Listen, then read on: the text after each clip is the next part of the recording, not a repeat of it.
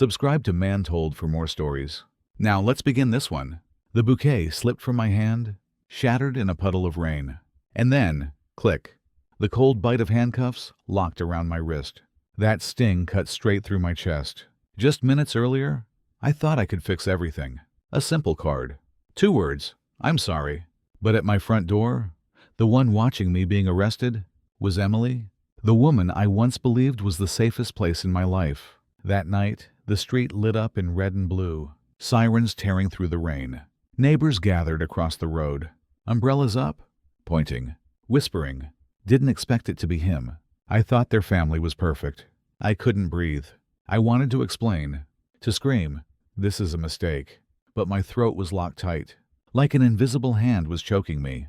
My heart pounded. Not from fear, but from the shame ripping me apart. The cops shoved me into the car. I turned back through the rain. Emily stood in the doorway. No tears, no steps toward me. Just a calm face. So calm, it was terrifying. And eyes that refused to meet mine. In that moment, I knew something was wrong. Some dark truth I hadn't yet named. The bouquet I meant to give her lay crushed on the concrete, petals bleeding red into the rain.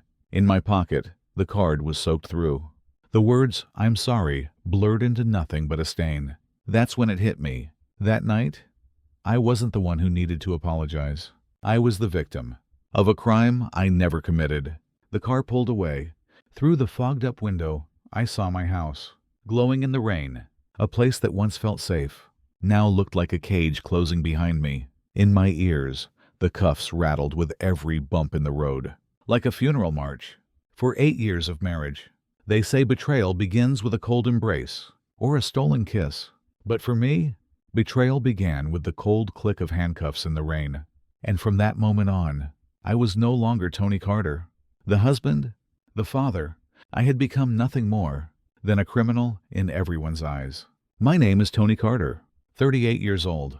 People say a man at this age is settled, a family, a job, a home to come back to. And on the surface, I had it all. I worked years in customs, then left to start a small trucking company.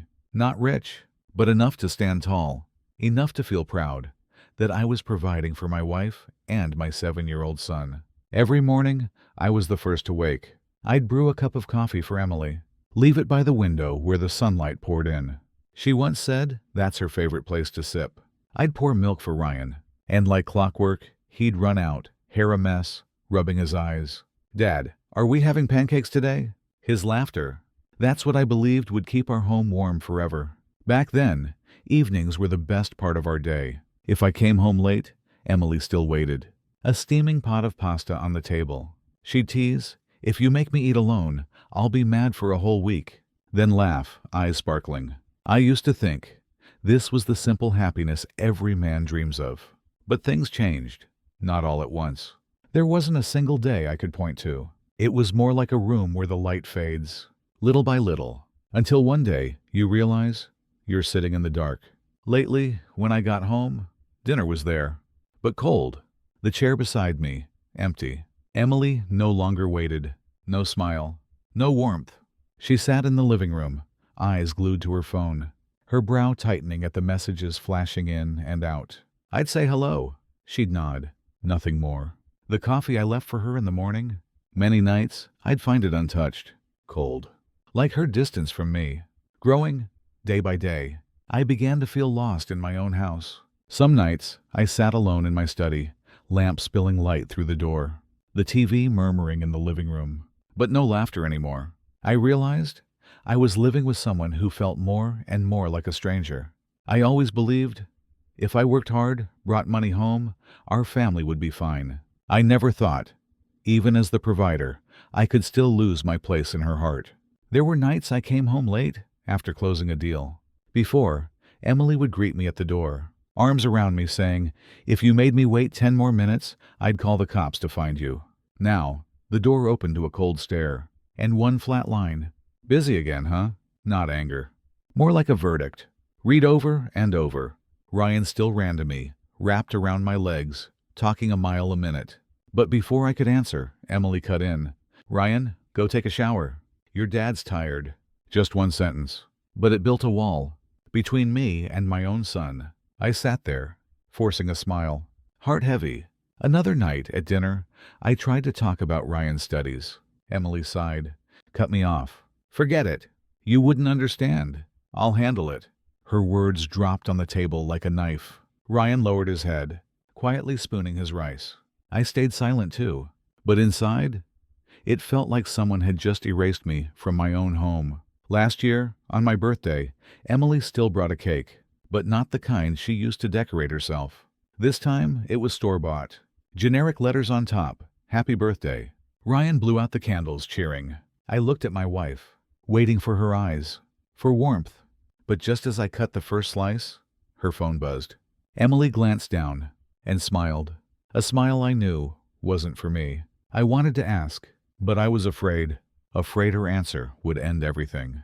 Late at night, I often sat alone in my study, lamp spilling light through the crack in the door. TV still playing in the other room, but no laughter from Emily anymore.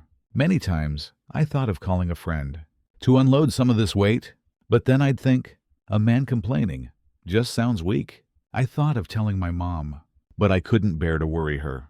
So I stayed silent, and that silence was the heaviest burden of all. It ate away at me, day after day.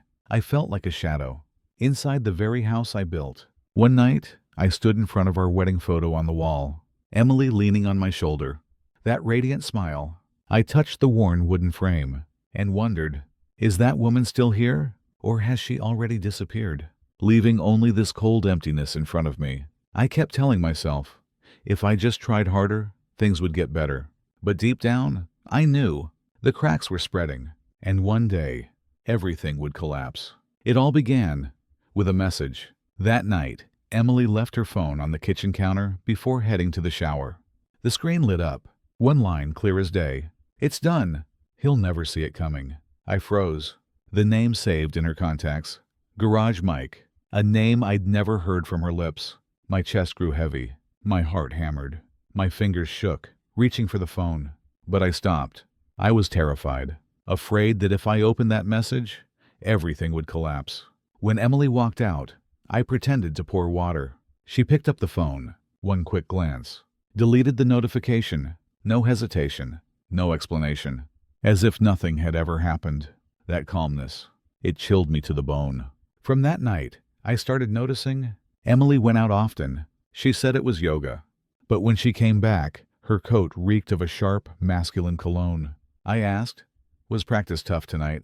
She muttered, just normal, then turned away. One evening, I heard her voice on the balcony, low, urgent. Don't text me when he's home. I stepped out. She hung up immediately, turned with a forced smile. Just a girlfriend. I nodded, but inside, there was nothing. Even Ryan started cutting me without knowing. One day, he was building Lego, and out of nowhere he said, Mom said you don't understand anything. I froze. I wanted to ask, when did she say that? But the words stuck in my throat. Like a bucket of ice water poured over my head.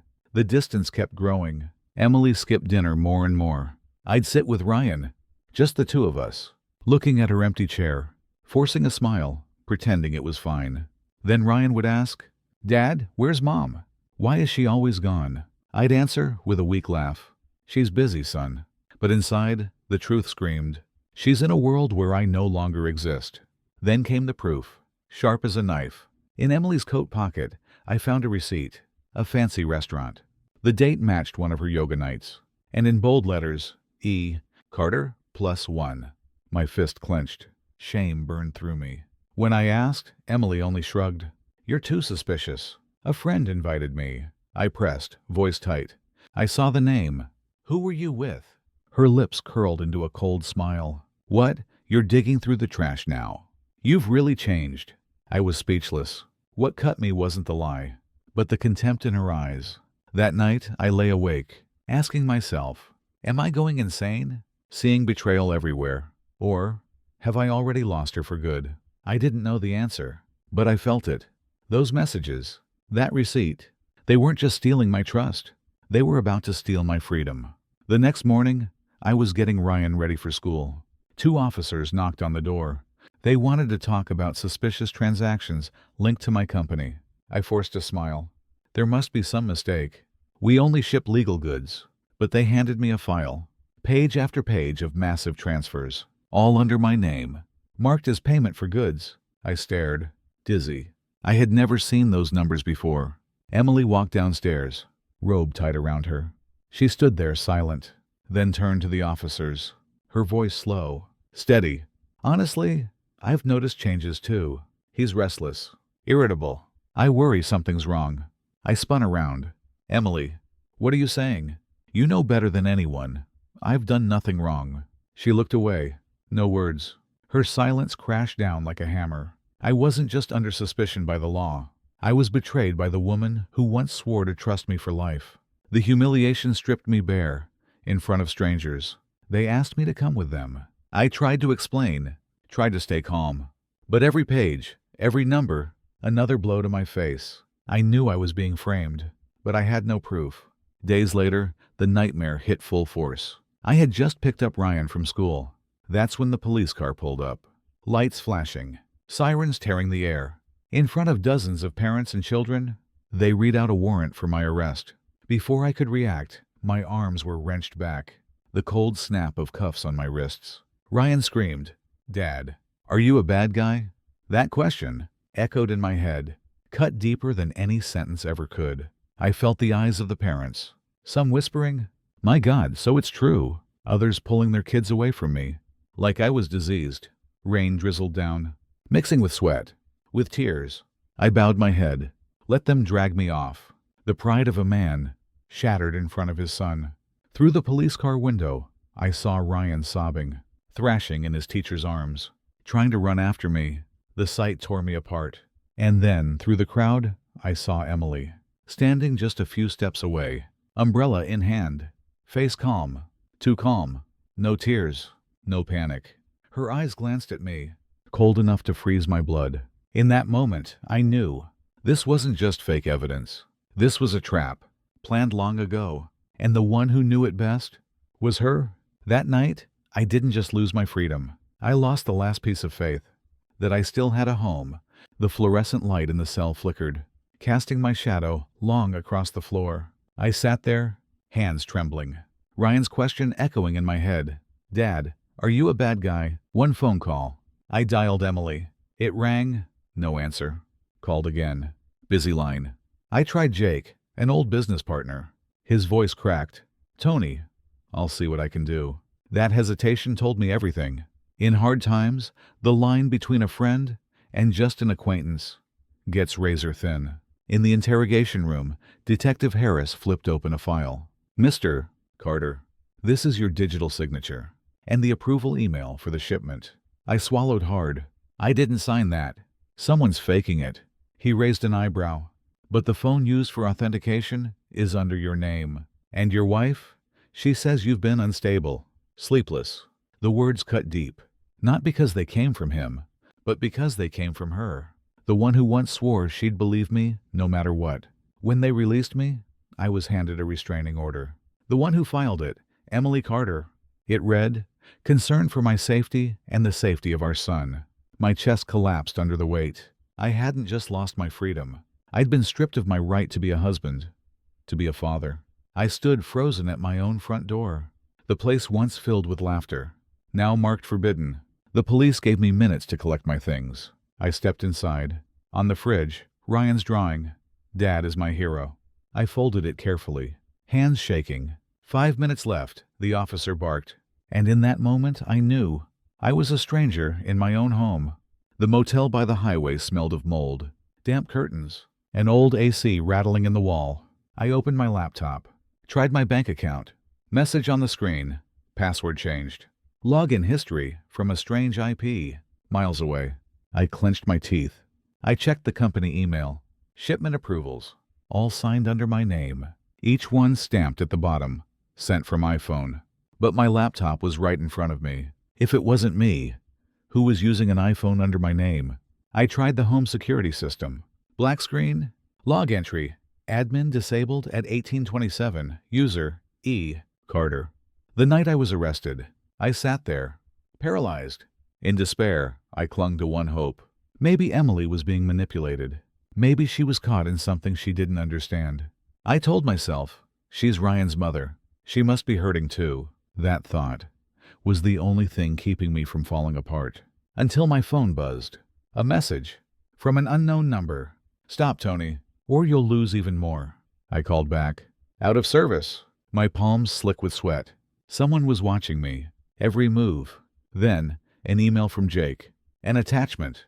A blurry photo of the shipping manifest.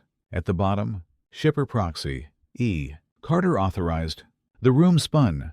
The tiny hope I had smothered in an instant. If that E really was Emily, then she hadn't just turned her back. She had signed my sentence. And if that was true, our marriage had been dead for a long time. I was just the last to see it. The hearing was in a small, cold courtroom. Fluorescent lights glaring overhead. I wore a wrinkled shirt, a crooked tie, sat beside my lawyer, Lopez. Across from me, Emily, in a plain gray dress, holding Ryan tight to her chest. When the doors shut, the gavel dropped, and I felt the whole room declare me guilty. Ryan spotted me. His eyes lit up. "Dad," he cried. He tried to run to me, but a court officer blocked his way. I jerked forward, wanting to stand. Lopez grabbed my arm, holding me down. Then Ryan's voice broke. "I want to go with Dad." The sound shattered me. Everyone in that room turned to stare, like I was ripping a child from his mother. Emily never looked at me. Her face was stone, eyes fixed on the floor. Her lawyer stood. "My client fears for her stability and her safety. We request an extension of the order." I turned to Emily, searching for a spark. Anything left? But she sat still, lips pressed tight, as if we'd never shared a life. The gavel came down. Order extended. 3 months? My ears rang. I couldn't hear the rest. Only Ryan's sobs echoing down the hallway. I wasn't a murderer. I wasn't a criminal. I was his father. But in that place, I was nothing more than restricted contact. Outside, I stood frozen in the parking lot. Emily carried Ryan past me. Her eyes brushed mine, and for a split second, they glistened. Red, wet, as if she was holding back tears. My heart trembled. Maybe she was hurting too. Maybe she was forced into this. That fragile hope kept me standing. But in the days that followed, my phone went silent. Calls faded. Friends avoided eye contact. Some switched topics the moment I stepped close. Around town, whispers followed me. Tony Carter, the fraud. At night, I traced that strange IP. It led to a warehouse outside the city. I drove there, stopped at a distance. The shutters half closed. A slit of yellow light leaking out. Inside, laughter. Mike's voice, the garage owner I once trusted. My grip on the wheel tightened. My heart pounded. I crept around the side. Through a gap, I saw him, talking to another man, beer in hand. "Relax," Mike said. "He's backing us. This will run smooth." I froze, blood rushing to my head. A bottle clattered. Mike turned. I ducked behind crates, my heart about to burst. Seconds passed. Then laughter again. I slipped away, cold sweat running down my spine. Back at the motel, I grabbed the burner phone. Tried Ryan's birthday as the pin. The screen lit up. My breath caught. Inside, messages. Done. Use his ID. E will cover. My eyes locked on that letter. E? It could be anyone. But paired with the cameras disabled under E. Carter. The manifest signed E. Carter authorized. I had nowhere left to hold on. That faint hope from the courtroom? Gone. I crumpled Ryan's drawing in my fist. Dad is my hero. If E was Emily, then she hadn't just betrayed me. She had ended me. I stared out the motel window. Truck lights flashing by. Cold streaks across the glass. And in my head, one thought kept repeating, if Emily truly stands behind all of this, then I didn't just lose my wife. I lost the last belief that this love ever existed at all. That night, I sat in the dark motel room. Only the glow of my laptop on my face. The hard drive Lopez gave me hummed as it connected. I opened folder after folder, my heart pounding like it would knock me out. A video file appeared. Grainy footage. A woman stepping into the warehouse, punching in a code. I leaned closer. Long hair. A familiar walk. I bit my lip until it bled. No, it can't be her. I zoomed in. The moment she brushed her hair back, her cheek came into view. My body froze. Emily. In my head, I screamed, it could be fake. A disguise. A trick. I tried to lie to myself. But then the audio played. Her voice, clear, sharp, cut through the air. "Mike, you're sure? If he goes down, we're safe." I nearly ripped the headphones off. I didn't want to believe it. Could be voice cloning. Could be fake. But then, the words that broke me a second time. Ryan needs another father. Someone who won't miss him. Her voice, Emily's. I gasped for air. Like someone tightening a rope around my neck. She hadn't just betrayed me. She wanted to erase me from my son's life. And then came Mike's laugh. And that father will be me. My whole body collapsed. The man I once called a friend, now talking about replacing me, right in front of Emily, and she let it happen. The burner phone buzzed on the table. A message lit the screen. "Stay quiet, or lose everything." I sat in silence. The words blurring, tears flooding my eyes. I clutched Ryan's drawing. Dad is my hero. The paper tearing at the edges. I smoothed it out. Holding on to the last shred of faith, I remembered the courtroom. Emily's eyes red when she held Ryan. I thought it was love, still flickering. But now, I wondered, was it love or just pity? Pity for the man she was about to erase. I stared at the black screen and whispered, if Emily truly wants to replace me, I haven't just lost my wife. I've lost the belief that love ever existed. That night, I went back to the warehouse. The metal door groaned, yellow light spilling from inside. I stepped in, folder in hand. Mike slouched in a chair, smirk curling. Emily stood by the table, coat pulled tight. When they saw me, Mike rose. Emily stepped back, her eyes trembling. "You came here yourself," Mike sneered. "Got guts." I threw the folder on the table. Papers scattered. On the laptop screen, the video of Emily punching in the code. I stared into her eyes, voice cracking. "Tell me, this isn't you. Just say the word, and I'll believe you."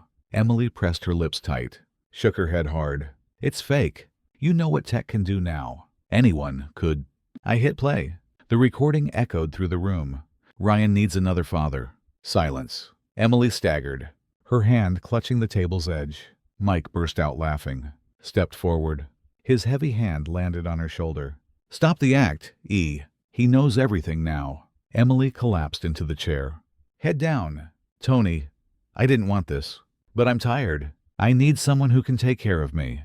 Of Ryan." Her words sliced me apart. Every excuse, a knife to my chest. I gasped for breath, my heart begging me to believe she was forced. But Mike stood there, confident, his grip on her shoulder like a brand. "You're just a ghost clinging to the past," he growled. He stepped close, blocking my way, beer breath hot in my face. "Ryan will call me Dad, and you'll vanish. Like you never existed." My fists clenched, blood pounding in my head. For a second, I wanted to smash his grin, wanted to destroy him. But then I saw Ryan's eyes in my mind, the way he called Dad. In that courtroom, I stepped back, holding on to the last thread of reason. Emily looked up, eyes wet. For a heartbeat, I saw her trembling, as if she wanted to say, "I'm sorry." But nothing came out. Mike cut through with a cruel laugh. "Don't go soft, E. He's just a shadow." I drew in a deep breath, turned, opened the door.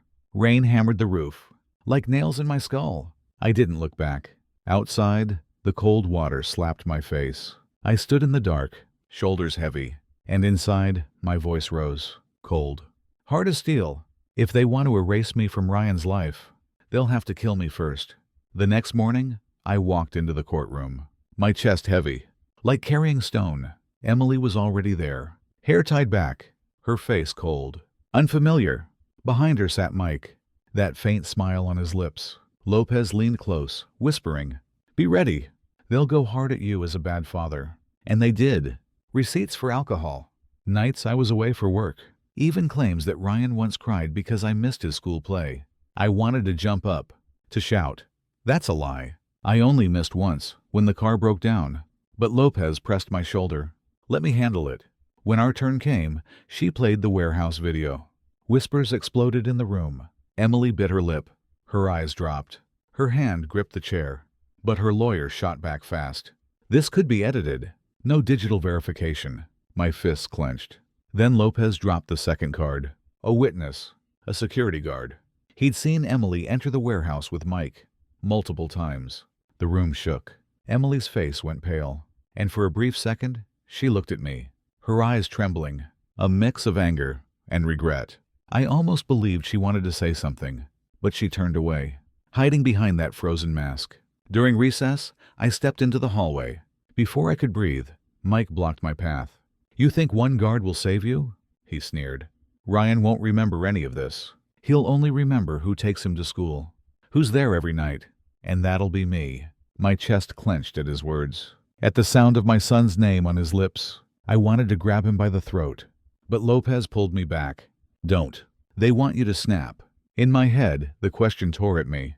Would Ryan believe I abandoned him? If Emily whispered that into his ear, night after night? That night, in the rented room, I sat with Ryan's crumpled drawing.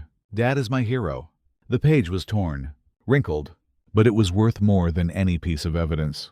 I whispered, "If I disappear, Ryan will grow up believing his father was a coward, and I'd rather lose everything than let that happen." The final day of trial, the room was suffocating.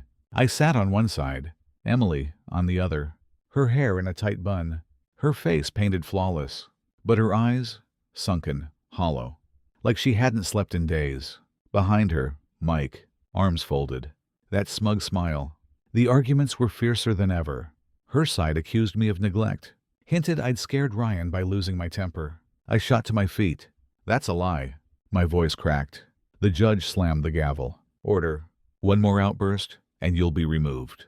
My heart pounded. 1 second more, and I could have ruined everything. Lopez touched my hand. "Steady. Breathe. We still have a card." She pulled out an envelope, placed it on the table. Inside, Ryan's letter. His messy handwriting read aloud. "I want to live with Dad. I miss him every night. He's my hero." The room froze. I bowed my head, hiding the sting in my eyes. Emily sat still. Her hand shook slightly. A tear slipped. She wiped it fast, as if afraid anyone saw. Mike ground his teeth. For the first time, his arrogance cracked. Her lawyer shot up. "This is a child's fleeting emotion. It has no legal weight." Lopez fired back. "But it is truth, straight from his heart. And it is up to this court to decide whether a child's heart matters." The gavel came down. Order. No one dared breathe. During recess, I stepped into the hall. Emily stood in a corner, her shoulders trembling. She didn't look at me, but in her eyes for a moment, a flicker, as if she wanted to say something. But the words never came. Mike appeared, slid his arm across her shoulder, shielding that fragile space. He leaned in, voice low. "Only for me. That letter, just a child's game. In the end, Ryan will still be ours. And you'll be nothing but a shadow." I stared into his eyes. My hand clenched white. For a flash, I saw my fist driving into his smug face. But I swallowed it, forced the rage down. That night, I waited outside Ryan's school. He ran out, backpack bouncing, laughing with his friends. When he saw me, his eyes lit up. He waved, arm high. I couldn't help but smile back. But inside, a dark whisper echoed. The court might steal him away, but his heart, no one has taken that yet. And I'd rather lose everything than let Ryan believe his father ever vanished. The day the verdict came, I sat frozen, cold sweat down my back. The judge read each word, his voice steady, each line striking my chest. Custody of Ryan, shared. Not a full victory, not a total loss. I still had the right to be in my son's life. No one in that room cried. No one cheered. Emily lowered her head, a slight nod, as if a heavy weight had slipped from her shoulders, leaving only emptiness behind. Her hand trembled as she gathered her papers. Mike stormed out. Face dark? Not a word. On the way home, I realized winning or losing no longer mattered. The only thing that mattered was that Ryan would grow up knowing his father never disappeared. The days that followed, my apartment felt less cold. Because of his laughter, we ate cold pizza for dinner, cleaned the messy kitchen together. Every night I sat by his bed and read him a short story. Life wasn't perfect, but it was real. One evening, Ryan opened a drawer, pulled out a wrinkled, torn paper I thought was gone. His old drawing, "Dad is my hero." He smiled, taped it back on the wall. "Dad, I want this to be my room." I froze. That paper, once my lifeline in the darkest nights, was now the banner of our new beginning. Of course, it wasn't always easy. One night, Ryan asked, Does Mom get sad when I stay with you? The question cut deep. I didn't know Emily's heart, but I refused to plant bitterness in his. I stroked his hair. Mom loves you. So do I. We just don't walk together anymore. But you'll always have both of us. He stayed quiet, then nodded, as if that simple truth was enough. And in his eyes, the trust in me was still whole. And that was all that mattered. Another time, when Emily handed Ryan back after the weekend, he clung to me tight. She turned away quickly, but I caught it, the tear slipping down her cheek, wiped fast, before anyone could see. In that instant, I understood. This loss wasn't only mine.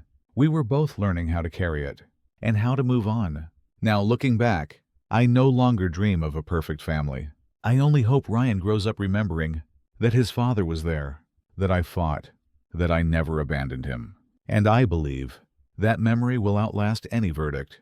If one day he asks me, "Dad, what does it mean to be a man?" I'll answer, "It means owning your mistakes, letting go when you can't hold on, but never, never turning your back on the ones you love." On a weekend night, Ryan and I walked home.